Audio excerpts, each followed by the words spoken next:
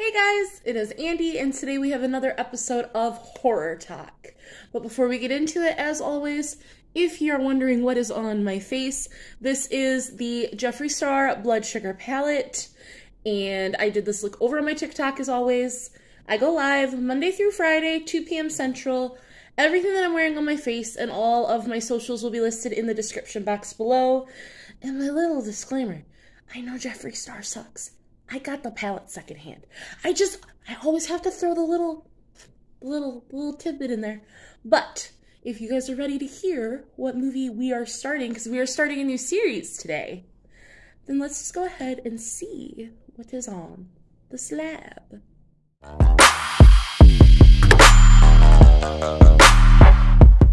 Alright, so we're starting the Halloween franchise. We are only doing the movies that are canon, and then we will be doing the Rob Zombie 2 movies at the end, because I love Rob Zombie. But we have to start out with the original 1978 Halloween movie.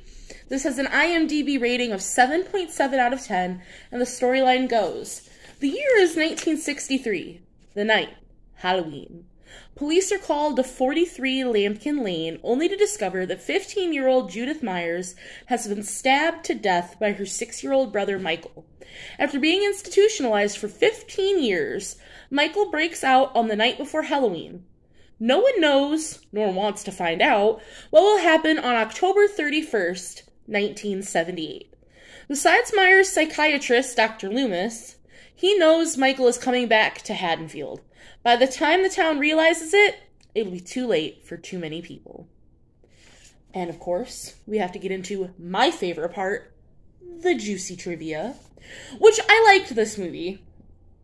It's old, and I watched it for the first time. It was a few years back, probably in like 2017, 2018. So, you know, but it's a good movie. You know, it's a foundational movie. But I've learned a lot of... I love doing this trivia because I learned so many interesting facts about the universe these movies are set in. So we have John Carpenter is considered the hiring of Jamie Lee Curtis as the ultimate tribute to Sir Alfred Hitchcock, who had given her mother, Janet Leigh, legendary status in Psycho. During the same period, Universal Studios producers were trying to enroll Curtis in the new production of Psycho 2. So, like, they were juggling that at the same time, which I think is absolutely fantastic. I've never seen Psycho, and you can berate me in the comments. I will watch it. It is on my list of things to review. I know. So I didn't know that Jamie Lee Curtis's mother was in that. So, like, that's probably not news to a lot of other people if you're into horror movies. But it was news to me because I do love Jamie Lee Curtis. She is an absolutely fantastic actress. I thought it was super neat. This story is based on an experience that John Carpenter had in college touring a psychiatric hospital. Carpenter met a child who stared at him with, and I quote, "with a look of evil, and it terrified me," end quote. So I didn't know that, like, he had based this off of, like, something personal. Like, I just thought, because a lot of horror movies, if they're not based on a true story, they're just like pulled out of thin air. But no, he was compelled to write this, and I find that very interesting. John Carpenter's intent with the character Michael Myers was that the audience should never be able to relate to him. So all you people fantasizing about wanting to date Michael Myers because he's a serial killer, bad. No. Said so by John Carpenter. No. The stabbing sound effect in this movie in particular is actually a knife stabbing into a watermelon. So that's how you get that. It's a watermelon. Deborah Hill wrote most of the dialogue for the female characters in this, while John Carpenter concentrated on Dr. Loomis's speeches. So that's interesting, because I didn't know he had, like, a co-writer of sorts for the movie. Now, as always, here's my little disclaimer. If you don't want the gory, the horror, the kills, the actual, like, spoilers, because the storyline and trivia is just, you know, base knowledge, feel free to exit here. And as always, I appreciate you guys, and I will see you next time. But if you want to know the guts and glory of the movie, this movie has a kill count of 9, so not too terribly high, but not too low. Especially not for like a 1978 movie. I think 9 kills is, you know, it's fine. So obviously we have Judith Myers. She was killed by Michael Myers and stabbed with the kitchen knife. We have Peter Myers. He was killed in a car accident off-screen. Edith Myers was also killed in a car accident off-screen. Christopher Hastings was killed by Michael Myers off-screen. This movie, again, and that's a sign of the times, a lot of these kills were off-screen because they couldn't get away with as much as we get away with now. We have Olivia, which was a dog, was killed and eaten off-screen by Michael Myers.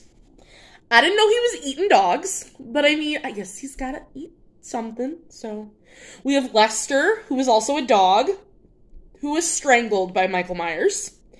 We have Annie Brackett. Her throat was slit by Michael Myers with, you know, the kitchen knife. We have Bob Sims, and he was stabbed to death. I wish I should have looked at, like, how many times does it take to stab a person to death? These are the questions that I have. Not that I'm sure anyone else has, but. And then for the last death, we have Linda Vanderklok, and she was strangled with a telephone cord. Because, you know, them old telephone cords, that'll do it. And then I do have a little bit here, because we have a big jump in what's canon and what's not anymore. And because Halloween is not, no offense to anyone who this is your favorite movie, it's just not that near and dear to my heart.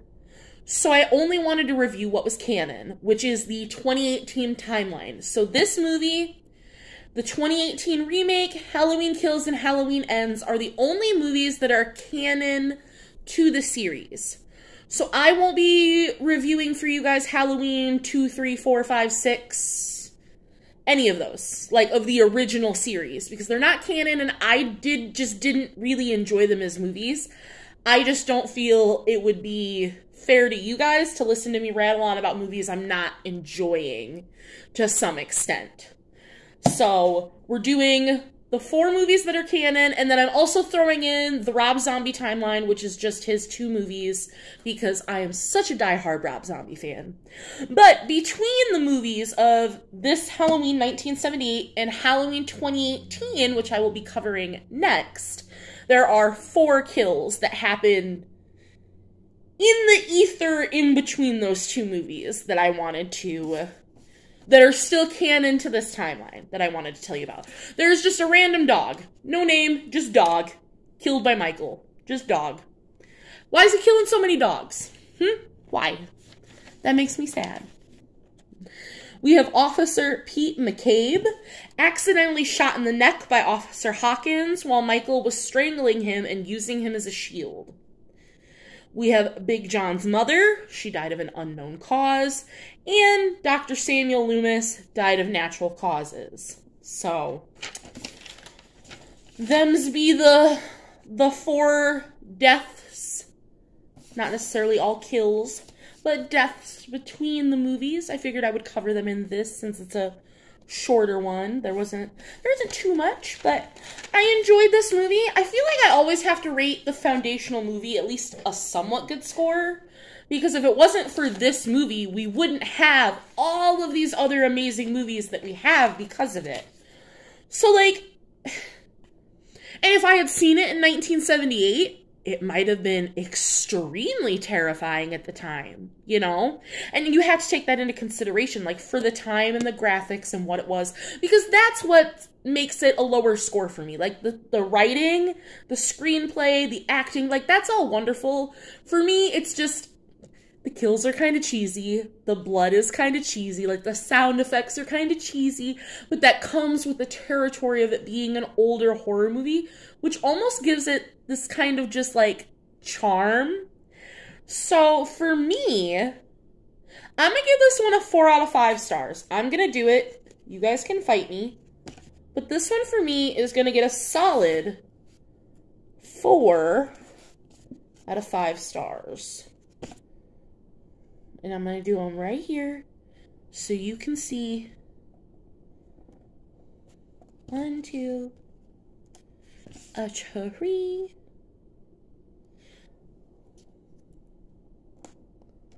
and, well, grab the wrong color, but it'll work. A star be, how dare you? It's crooked! There, it'll do. So there you go, guys. 4 stars. I wanted to just show you so you know I'm not changing the star rating. I mean, I guess I could still change the star rating after I turn off the camera, but you know. So this wraps it up for Halloween 1978. And as always, I will see you guys in the next one.